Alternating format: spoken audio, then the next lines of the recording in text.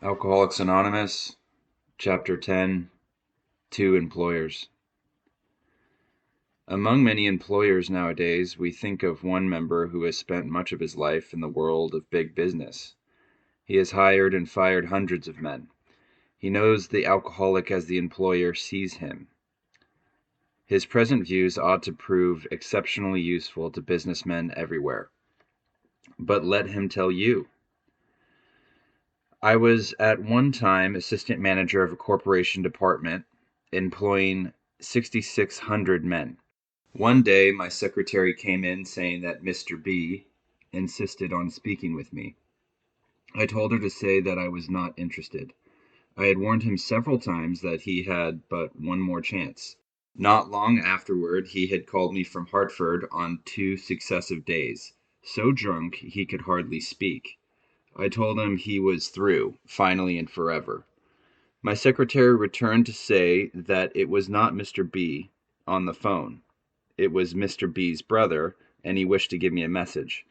I still expected a plea for clemency, but these words came through the receiver. I just wanted to tell you Paul jumped from a hotel window in Hartford last night. He left us a note saying you were the best boss he ever had, and that you were not to blame in any way. Another time, as I opened a letter which lay on my desk, a newspaper clipping fell out. It was the obituary of one of the best salesmen I ever had. After 2 weeks of drinking, he had placed his toe on the trigger of a loaded shotgun. The barrel was in his mouth. I had discharged him for drinking 6 weeks before. Still another experience. A woman's voice came faintly over long distance from Virginia. She wanted to know if her husband's company insurance was still in force. 4 days before, he had hanged himself in his woodshed. I had been obliged to discharge him for drinking, though he was brilliant, alert, and one of the best organizers I have ever known. Here were 3 exceptional men lost to the world because I did not understand alcoholism as I do now. What irony! I became an alcoholic myself. And but for the intervention of an understanding person, I might have followed in their footsteps. My downfall cost the business community unknown thousands of dollars, for it takes real money to train a man for an executive position. This kind of waste goes on unabated. We think the business fabric is shot through with a situation which might be helped by better understanding all around.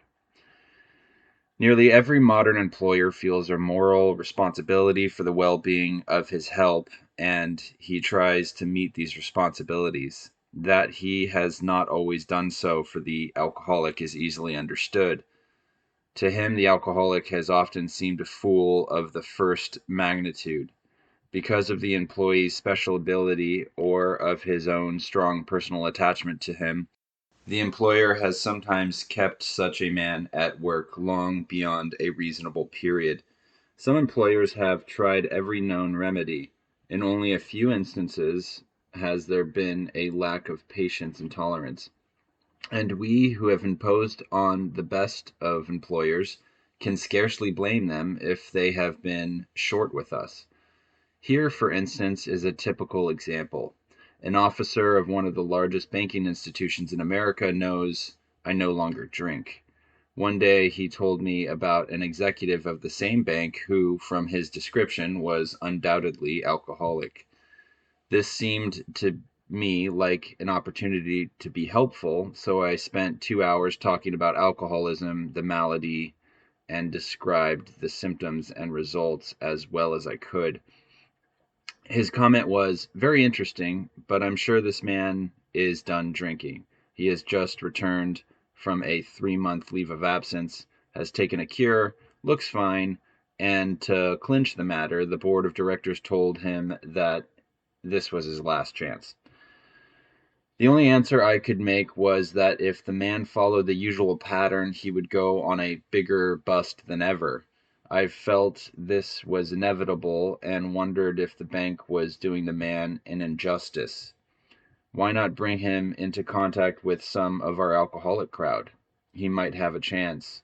I pointed out that I had nothing to drink whatever for 3 years, and this in the face of difficulties that would have made 9 out of 10 men drink their heads off. Why not at least afford him an opportunity to hear my story? "Oh no," said my friend, "this chap is either through with liquor or he is minus a job.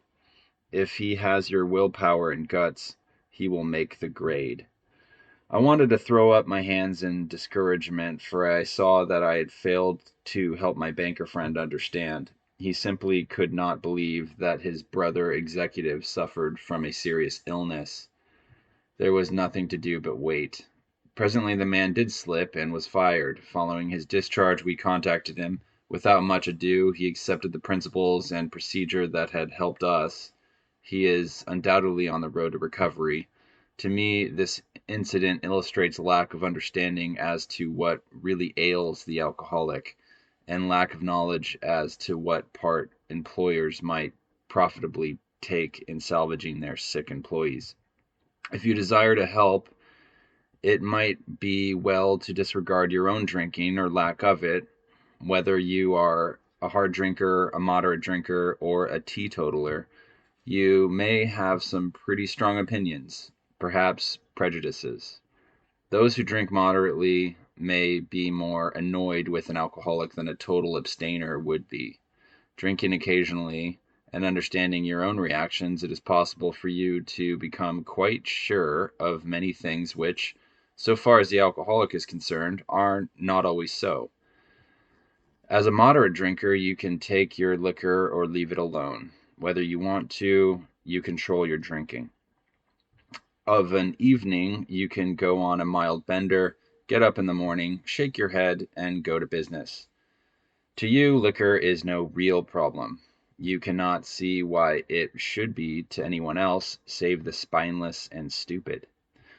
When dealing with an alcoholic, there may be a natural annoyance that a man could be so weak, stupid, and irresponsible. Even when you understand the malady better, you may feel this feeling rising. A look at the alcoholic in your organization is many times illuminating. Is he not usually brilliant, fast-thinking, imaginative, and likable? When sober, does he not work hard and have a knack of getting things done? If he had these qualities and did not drink, would he be worth retaining? Should he have the same consideration as other ailing employees? Is he worth salvaging? If your decision is yes, whether the reason be humanitarian or business or both, then the following suggestions may be helpful. Can you discard the feeling that you are dealing only with habit, with stubbornness, or a weak will? If this presents difficulty, rereading chapters 2 and 3, where the alcoholic sickness is discussed at length, might be worthwhile. You, as a businessman, want to know the necessities before considering the result. If you concede that your employee is ill, can he be forgiven for what he has done in the past? Can his past absurdities be forgotten? Can it be appreciated that he has been a victim of crooked thinking, directly caused by the action of alcohol on his brain? I well remember the shock I received when a prominent doctor in Chicago told me of cases where pressure of the spinal fluid actually ruptured the brain. No wonder an alcoholic is strangely irrational. Who wouldn't be with such a fevered brain? Normal drinkers are not so affected, nor can they understand the aberrations of the alcoholic. Your man has probably been trying to conceal a number of scrapes, perhaps pretty messy ones. They may be disgusting. You may be at a loss to understand how such a seemingly above-board chap could be so involved. But these scrapes can generally be charged, no matter how bad, to the abnormal action of alcohol on his mind. When drinking or getting over a bout, an alcoholic, sometimes the model of honesty when normal, will do incredible things. Afterward, his revulsion will be terrible. Nearly always these antics indicate nothing more than temporary conditions. This is not to say that all alcoholics are honest and upright when not drinking. Of course that isn't so, and such people often may impose on you. Seeing your attempt to understand and help, some men will try to take advantage of your kindness. If you are sure your man does not want to stop, he may as well be discharged, the sooner the better. You are not doing him a favor by keeping him on. Firing such an individual may prove a blessing to him. It may be just the jolt he needs. I know in my own particular case that nothing my company could have done would have stopped me, for so long as I was able to hold my position, I could not possibly realize how serious my situation was. Had they fired me first, and had they then taken steps to see that I was presented with the solution contained in this book, I might have returned to them 6 months later, a well man. But there are many men who want to stop, and with them you can go far. Your understanding treatment of their cases will pay dividends. Perhaps you have such a man in mind. He wants to quit drinking and you want to help him, even if it be only a matter of good business. You know more about alcoholism. You can see that he is mentally and physically sick. You are willing to overlook his past performances. Suppose an approach is made something like this. State that you know about his drinking and that it must stop. You might say you appreciate his abilities, would like to keep him, but cannot if he continues to drink. A firm attitude at this point has helped many of us. Next, he can be assured that you do not intend to lecture, moralize, or condemn, that if this was done formally, it was because of misunderstanding. If possible, express a lack of hard feeling toward him. At this point, it might be well to explain alcoholism, the illness. Say that you believe he is a gravely ill person, with this qualification: being perhaps fatally ill, does he want to get well? You ask because many alcoholics, being warped and drugged, do not want to quit. But does he? Will he take every necessary step, submit to anything to get well, to stop drinking forever?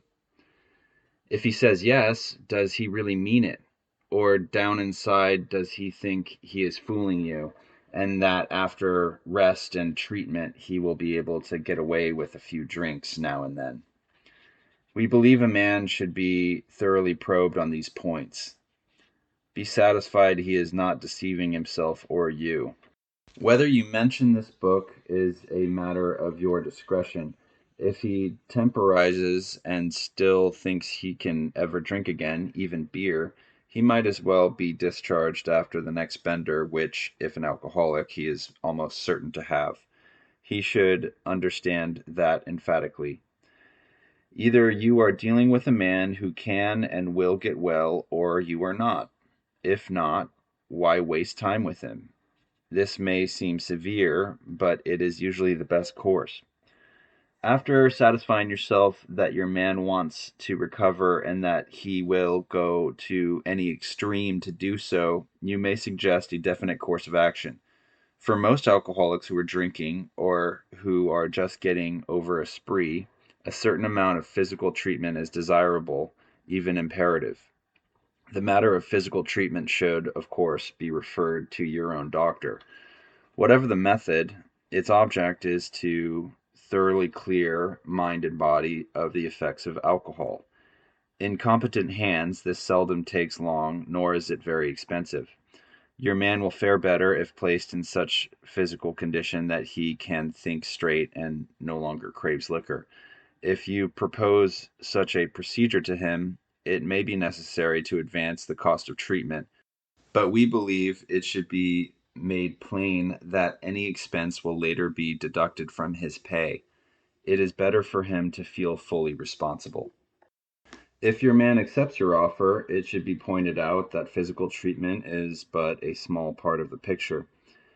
Though you are providing him with the best possible medical attention, he should understand that he must undergo a change of heart. To get over drinking will require a transformation of thought and attitude. We all had to place recovery above everything, for without recovery, we would have lost both home and business. Can you have every confidence in his ability to recover? While on the subject of confidence, can you adopt the attitude that, so far as you are concerned, this will be a strictly personal matter, that his alcoholic derelictions, the treatment about to be undertaken, will never be discussed without his consent? It might be well to have a long chat with him on his return. To return to the subject matter of this book, it contains full suggestions by which the employee may solve his problem. To you, some of the ideas which it contains are novel. Perhaps you are not quite in sympathy with the approach we suggest. By no means do we offer it as the last word on this subject, but so far as we are concerned, it has worked with us. After all, are you not looking for results rather than methods? Whether your employee likes it or not, he will learn the grim truth about alcoholism. That won't hurt him a bit, even though he does not go for this remedy. We suggest you draw the book to the attention of the doctor who is to attend your patient during treatment. If the book is read the moment the patient is able, while acutely depressed, realization of his condition may come to him. We hope the doctor will tell the patient the truth about his condition, whatever that happens to be. When the man is presented with this volume, it is best that no one tell him he must abide by its suggestions. The man must decide for himself. You are betting, of course, that your changed attitude plus the contents of this book will turn the trick. In some cases it will, and in others it may not. But we think that if you persevere, the percentage of successes will gratify you. As our work spreads and our numbers increase, we hope your employees may be put in personal contact with some of us. Meanwhile, we are sure a great deal can be accomplished by the use of the book alone. On your employee's return, talk with him. Ask him if he thinks he has the answer. If he feels free to discuss his problems with you, if he knows you understand and will not be upset by anything he wishes to say, he will probably be off to a fast start. In this connection, can you remain undisturbed if the man proceeds to tell you shocking things? He may, for example, reveal that he has padded the expense account, or that he has planned to take your best customers away from you. In fact, he may say almost anything if he has accepted our solution, which, as you know, demands rigorous honesty. Can you charge this off as you would a bad account and start fresh with him? If he owes you money, you may wish to make terms. If he speaks on his home situation, you can undoubtedly make helpful suggestions. Can he talk frankly with you so long as he does not bear business tales or criticize his associates? With this kind of employee, such an attitude will command undying loyalty. The greatest enemies of us alcoholics are resentment, jealousy, envy, frustration, and fear. Wherever men are gathered together in business, there will be rivalries, and arising out of these, a certain amount of office politics. Sometimes we alcoholics have an idea that people are trying to pull us down. Often this is not so at all, but sometimes our drinking will be used politically.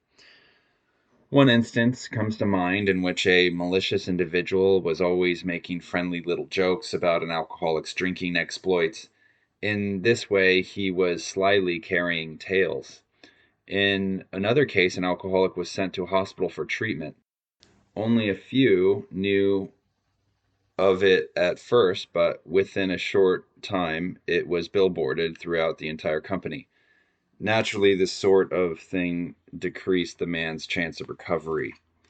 The employer can many times protect the victim from this kind of talk. The employer cannot play favorites, but he can always defend a man from needless provocation and unfair criticism. As a class, alcoholics are energetic people. They work hard and they play hard. Your man should be on his mettle to make good. Being somewhat weakened and faced with physical and mental readjustment to a life which knows no alcohol, he may overdo. You may have to curb his desire to work 16 hours a day. You may need to encourage him to play once in a while. He may wish to do a lot for other alcoholics, and something of the sort may come up during business hours. A reasonable amount of latitude will be helpful. This work is necessary to maintain his sobriety.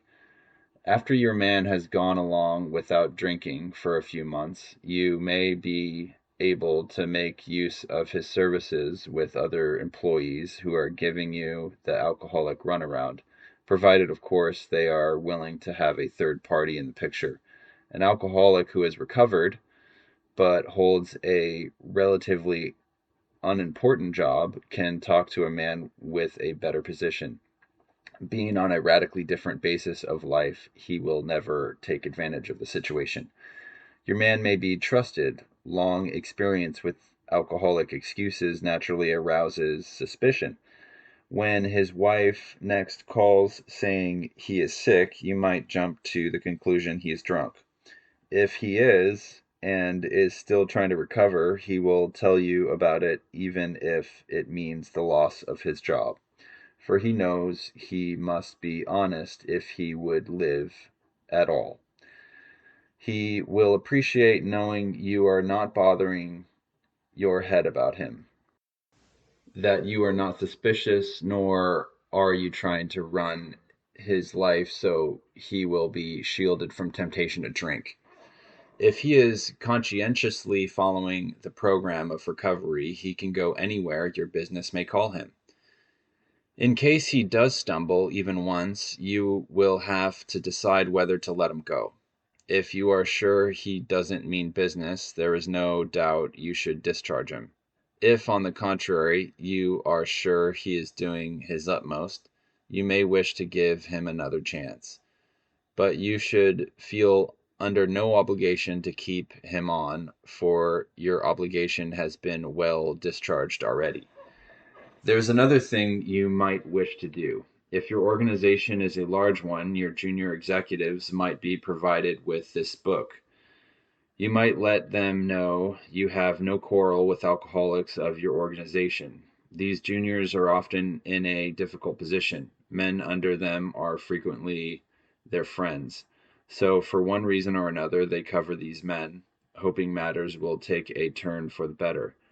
They often jeopardize their own positions by trying to help serious drinkers who should have been fired long ago, or else given an opportunity to get well. After reading this book, a junior executive can go to such a man and say approximately this: "Look here, Ed, do you want to stop drinking or not? You put me on the spot every time you get drunk. It isn't fair to me or the firm. I have been learning something about alcoholism. If you are an alcoholic, you are a mighty sick man. You act like one. The firm wants to help you get over it, and if you are interested, there is a way out. If you take it, your past will be forgotten, and the fact that you went away for treatment will not be mentioned.